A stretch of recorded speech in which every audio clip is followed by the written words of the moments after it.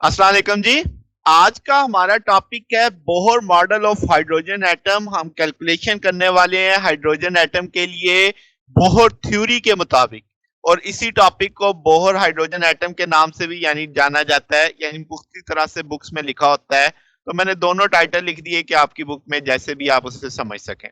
तो सबसे पहले हम ऑर्बिटर रेडियाई निकालेंगे कि आपके पास हाइड्रोजन एटम में जो रेडियाई है कैसे कैसे मुमकिन है, कौन कौन सी वैल्यूज के हो सकते हैं। अब हम जानते हैं कि बोहर ने कहा था कि आपके पास इलेक्ट्रॉन एक सर्टेन ऑर्बिट में ही घूम सकता है जिसका एंगुलर मोमेंटम क्वांटाइज्ड हो, यानी एक सर्टेन वैल्यूज वाला ही हो सकता है। ठीक है, अच्छा जी। तो शुरू करते हैं। लेट्स से इलेक्ट्रॉन है जिसका चार्ज हम जानते हैं नेगेटिव है, वो एक न्यूक्लियर के गिर्द घूम रहा है जिसको हम कहेंगे हाइड्रोजन है, तो पॉजिटिव न्यूक्लियस होगा जिसे मैं फिल वक्त जेड ई कह देता हूं। जेड एटॉमिक नंबर को जाहिर कर रहा है। अगर आप कूलम लॉ लगाओगे दोनों पे, तो दोनों चार्जेस के बीच में जो दो फोर्स होगी एफ इजिकल टू के, दोनों चार्जेस का प्रोडक्ट ओवर आर स्केयर यानी डिस्टेंस का स्केयर। चूंकि हम हाइड्रोजन एटम की डील कर रहे हैं, जेड वन हो जाएगा तो ई ई आ जाएगा, तो ई स्केयर लिखा जा सकता है। तो कूलम फोर्स बन जाएगी आपके पास k e square over r n square, where r n is the distance between electron and proton. ठीक है, अब के की वैल्यू कूलम लॉ हम जानते हैं 9 इंटू 10⁹ न्यूटन मीटर स्केयर पर कूलम स्केयर होगा। अगर मैं कहूं कि वेलोसिटी इलेक्ट्रॉन की वी एन और वो nth ऑर्बिट में चल रहा है, ठीक है, उसे मैं आर एन मान लूंगा। ठीक है, सेंटीमीटर फोर्स देखेंगे तो F C M V square by R होता है, तो वी एन होल स्केयर आ जाएगा डिवाइडेड बाई आर एन। ये सेंटीमीटर फोर्स किस वजह से थी? ये सेंटीमीटर फोर्स कूलम लॉ की वजह से थी। आप इस तस्वीर में भी देख सकते हैं कि आपके पास इलेक्ट्रॉन को न्यूक्लियस अपनी जानिब खींचेगा, क्योंकि इलेक्ट्रॉन नेगेटिव है, प्रोटॉन पॉजिटिव है। तो जो इलेक्ट्रिक फोर्स थी वही मेरे लिए सेंटीमीटर फोर्स का किरदार बन रहा है। तो दोनों फोर्सेस को मैं बराबर कर दूंगा क्योंकि स्टेबिलिटी का कंसेप्ट है। तो आपने एफ सी बराबर रखा किसके? एफ ई के। तो दोनों वैल्यूज प्लेस कर दी। यहां से मैं आर एन निकालना चाहता हूं। ये आर एन है, ये आर एन स्क्वायर से कट जाएगा, एक तरफ कर लो, बाकी फैक्टर दूसरी तरफ ले आओ। तो अब अगर मैं कहूं कि मुझे वी एन चाहिए, तो मैं सेकंड पोस्टुलेट का सहारा लेता हूं, क्योंकि के भी कांस्टेंट है, इलेक्ट्रॉन का चार्ज भी कांस्टेंट है, इलेक्ट्रॉन का मास भी कांस्टेंट है, वेलोसिटी का नहीं पता था। तो एंगुलर मोमेंटम आप एम वी आर होता है, तो यहां से वी एन एक तरफ रखो, बाकी फैक्टर उठा के दूसरी तरफ ले जाओ। तो ये वी एन की वैल्यू इसमें प्लेस की जा सकती है इक्वेशन 4 में। वो वैल्यू मैंने प्लेस कर दी, स्केयर खोल दिया। स्केयर खोलेंगे तो आर एन नीचे भी था, वो नीचे से नीचे वाला फैक्टर सारा जब खुलेगा तो ऊपर चला जाएगा। तो एक आर एन इधर है, एक आर एन स्केयर इधर है, कट जाएगा, तो आर एन इधर बच गया। बाकी सारे फैक्टर उठा के किधर ले जाओ दूसरी तरफ, एम इस एम स्केयर से कट जाएगा, तो एक एम बच जाएगा। तो सादा सादा बात क्या हो गई कि आर एन बराबर हो गया n square h square 4 pi m e square के।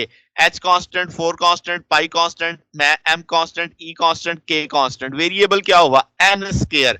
इसका मतलब आप एन बदलोगे तो रेडियस की वैल्यू बदलेगी। तो आप इस सारे बाकी चीजों को जिनको मैंने कांस्टेंट गिनवाया ए नॉट कह दो, तो वो मैंने ए नॉट को अलग करके समझा दिया आपको। अब इस सारों की जैसे मैंने कहा वैल्यूज मुझे मालूम है, तो आप इन सब की वैल्यूज प्लेस कर दो, तो 0.053 नैनोमीटर आ जाएगा। अगर मैं कहूं कि आपके पास हाइड्रोजन का Z1 है, तो स्मॉलेस्ट बोहर ऑर्बिट के लिए n की वैल्यू 1 ले लो, तो आपके पास ये आर एन ए नॉट के बराबर आ जाएगा। तो उसकी वैल्यू तो मैंने निकाल ली 0.053 नैनोमीटर। तो ये जो पहला रेडियस है ये बोहर रेडियस कहलाता है। ठीक है, अब ये वैल्यू उठा के जो ए नॉट की निकली है, क्या मैं इक्वेशन 5 में ना लगा दूं? तो वो इक्वेशन 5 ऐसे लिखी जा सकती है, एन की वैल्यू 2 रखो तो कुछ और वैल्यू आएगी, 4 आ जाएगा, 3 रखो तो 9 आ जाएगा, 4 रखो तो 16 आ जाएगा।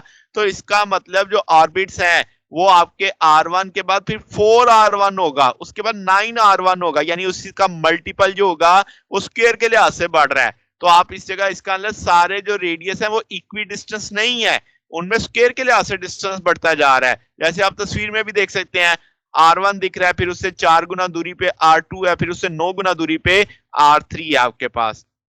फिर जनाबे वाला अगर मैं सेकंड पोस्टुलेट देखता हूं, तो वही जैसे मैंने पहले लिखा वी एन बराबर है N H 2 pi M V R N. अब आर एन चूंकि अभी अभी हमने निकालना है, तो ये आर एन की सारी वैल्यू इसके नीचे लगा देंगे। इसको सॉल्व करेंगे तो वी एन आ जाएगा 2 constant, pi constant, k constant, e constant, H constant.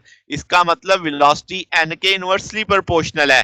जैसे जैसे हम ऊपर वाले ऑर्बिट में जाते जाएंगे, शेल में जाते जाएंगे, आपकी वेलोसिटी कम होती चली जाएगी। यहां से ये बात समझ आ गई। फिर हाइड्रोजन एटम अगर हम उसके एनर्जी लेवल देखें तो हम कहेंगे कि भाई आपके पास इलेक्ट्रॉन जब तक अपने शेल में ऑर्बिट में है उसकी एनर्जी क्या रहने वाली है, कांस्टेंट।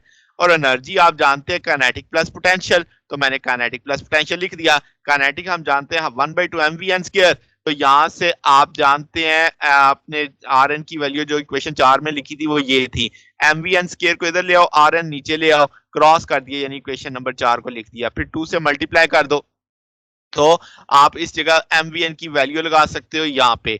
तो ये 1/2 आ जाएगा, साथ में के स्क्र बाई आर एन आ जाएगा। ये वैल्यू उठा के इस जगह पे प्लेस कर दी MVN स्क्र की, ठीक होगी बात। तो वो आपके पास काइनेटिक एनर्जी की वैल्यू आ गई। अब हम कहेंगे कि जो आपका पोटेंशियल है आर एन दूरी पे न्यूक्लियस से वो कितना है, के स्क्र बाई आर एन, यानी कूलम पोटेंशियल लगाया आपने, V इज इक्वल टू के क्यू ओवर आर होता है ना, तो उससे ये फार्मूले से के ओवर आर एन आ जाएगा। तो पोटेंशियल एनर्जी क्या होती है, तो हम जानते हैं पोटेंशियल होता है एनर्जी ओवर चार्ज, तो चार्ज इस तरफ आ गया तो potential energy potential into charge. Potential की कीमत पता है, चार्ज की कीमत पता है, वो वैल्यू लग गई। अब आपके पास पोटेंशियल एनर्जी भी है, आपके पास काइनेटिक एनर्जी भी है, टोटल एनर्जी निकाली जा सकती है, दोनों को सम कर लेंगे तो आपके पास जवाब आ जाएगा minus K square two R N. R N हमने कैलकुलेट किया हुआ, ये वैल्यू इस जगह पे लगाई जा सकती है। वो वैल्यू मैंने नीचे बॉटम पे लगा दी। इसे सॉल्व करेंगे तो सिंप्लाइड वर्जन में देखो जो ब्रैकेट में चीज है सारी कांस्टेंट है, तो -1/n² साइड पे रखो। इस सारी ब्रैकेट वाली चीज को मैं ई नॉट कह देता हूं। तो वो अब आप इस इक्वेशन को कैसे लिख सकते हैं, ई एन बराबर है -E0/n²। बात समझ आ गई, यानी सारे कांस्टेंट को हमने क्या नाम दे दिया, ई नॉट। उन सारे कांस्टेंट की वैल्यू निकाली जा सकती है। ये सारे वैल्यूज प्लेस कर दी आपने। 2.17 जूल में आया, इलेक्ट्रॉन वोल्ट में बनाना है तो 13.6 इलेक्ट्रॉन वोल्ट। तो ई नॉट की वैल्यू मालूम पड़ गई, ये वैल्यू इस में डाली जा सकती है। तो वो आपके पास क्या आ जाएगा, ई एन बराबर आ जाएगा -13.6 n² EV। तो इसका मतलब अब नेगेटिव साइन इसलिए है कि आपके पास एनर्जी रिक्वायर्ड होगी इलेक्ट्रॉन को ऑर्बिट से बाहर निकालने के लिए। अट्रैक्शन को शो कर रहा है कि उसकी अट्रैक्शन से आजाद कराना है तो उसे एनर्जी देनी पड़ेगी। तो अगर आप n की वैल्यू 1 रखते हो तो बॉटम में n आ जाएगा, तो -13.6 इलेक्ट्रॉन वोल्ट। इसका मतलब पहले जो आपके पास ग्राउंड स्टेट है या नॉर्मल स्टेट है उसमें एनर्जी आपके पास -13.6 इलेक्ट्रॉन वोल्ट होगी। इसी तरीके से अगली एनर्जी एन की वैल्यू प्लेस करते जाओ तो आती जाएंगी। जैसे सेकंड में -13.4 है, और आपके पास थर्ड में -1.5 है, फोर्थ में कितनी है, -0.85 है। तो ये आप एन की वैल्यूज प्लेस करते जाओ तो आपको मुख्तलिफ वैल्यूज आती जाएंगी। अब इसमें वेलोसिटी की वैल्यू भी निकाली हुई है और रेडियस, ये कंप्रीहेंसिव आपकी तीनों चीजें आ गई। रेडियस भी, वेलोसिटी भी और एनर्जी भी, चार हमने तक निकाला है। अब इसमें लफ्ज आएगा एक्साइटेशन एनर्जी और एक्साइटेशन पोटेंशियल। एनर्जी से मुराद वो एनर्जी की मिकदार जो आपके इलेक्ट्रॉन को एक स्टेट से किसी दूसरी स्टेट में ले जाने के लिए चाहिए, और वो उतनी होगी जितना डिफरेंस होगा दो एनर्जी के लेवल्स का। और जाहिर है ये एनर्जी कौन देगा, एक्सटर्नल सोर्स देगा। तो अब वो पोटेंशियल बैटरी को बोलेंगे। तो वो एनर्जी जो आपके इलेक्ट्रॉन वोल्ट में रिक्वायर्ड होगी एक एटम से दूसरी एटम तक ले जाने के लिए, उससे हम एक्साइटेशन पोटेंशियल कहेंगे उस स्टेट का।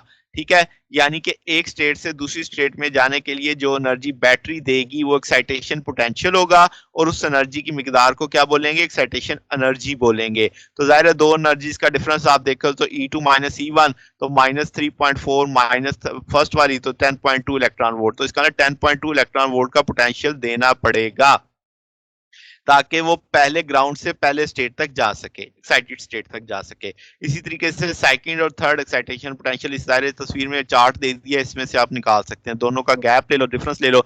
जैसे मैंने कहा ना कि दोनों के दरमियान का जो डिफरेंस होगा तो वो आपने कैलकुलेट करना है। फिर ionization energy, ionization potential, electron को निकाल लेना एटम से, ये चीज आयनाइजेशन कहलाती है। तो जो एनर्जी इसको देनी पड़ेगी वो आयनाइजेशन एनर्जी होगी, यानी जो एनर्जी खर्च होगी इलेक्ट्रॉन को एटम से निकालने के लिए वो आयनाइजेशन एनर्जी होगी।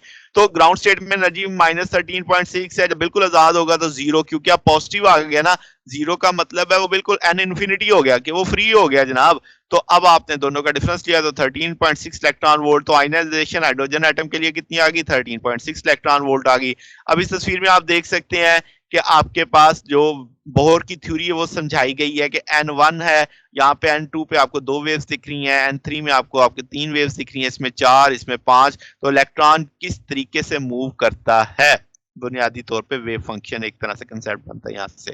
फिर वो जो पोटेंशियल यानी वो बैटरी की मिकदार जो आपके पास उसको आयनाइज करेगी, आयनाइज करने के लिए एनर्जी देगी, उस पोटेंशियल को क्या बोलेंगे, आयनाइजेशन पोटेंशियल बोलेंगे।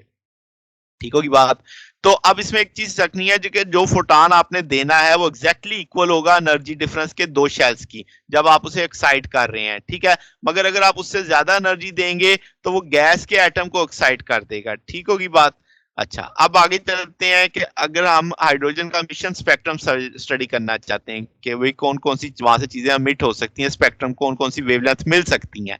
तो बोहर का जो पोस्टुलेट है कि इलेक्ट्रॉन जंप करता है एन स्टेट से पी स्टेट में तो एनर्जी डिफरेंस एमिट करता है, तो हम उसी को लेके चलेंगे। ई एन बराबर आ जाएगा minus E naught over N, दूसरे का ई पी बराबर है minus E P over P square. अगर मुझे डिफरेंस देखना है तो दोनों का डिफरेंस ले लेंगे, वो जाहिर है एच एफ के बराबर आएगा, कोई फोटॉन ही निकलेगा ना।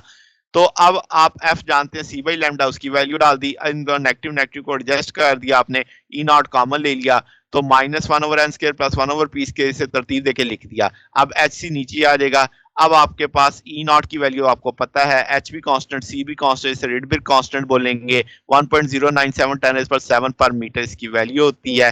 तो ये फार्मूला बन गया आपके पास, ठीक हो गया।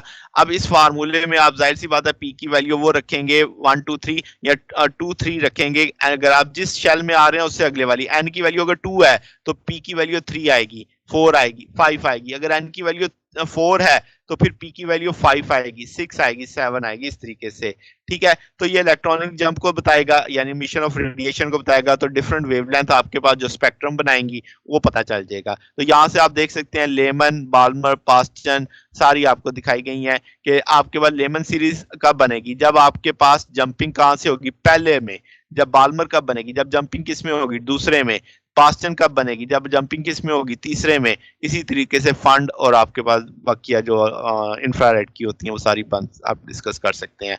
फिर जो आपको डायग्राम दिखाया गया है, आपने लोअर एनर्जी को नेगेटिव रखा है और बॉटम पे आप जैसे जैसे जाते जाते इक्वेशन इसको फॉलो करती है, is equal to minus 13.6 electron और एन स्केयर, ये देख सकते हैं 13.6 है, ये आपके पास माइनस 3.4 है, माइनस 1.5 है, जीरो का मतलब एन इन्फिनिटी जब वो आजाद हो चुका है।